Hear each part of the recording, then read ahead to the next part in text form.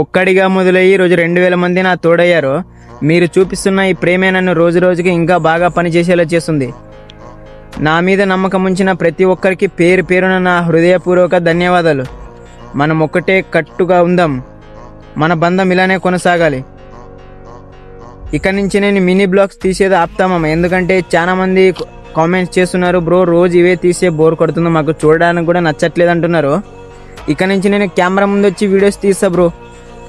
ఇక నుంచి కెమెరా ముందు వచ్చి మాట్లాడే వీడియోస్ తీసా. ఎంతమందిలో అయినా కానీ ఎక్కడైనా కానీ మాట్లాడే వీడియోస్ ట్రై చేసా.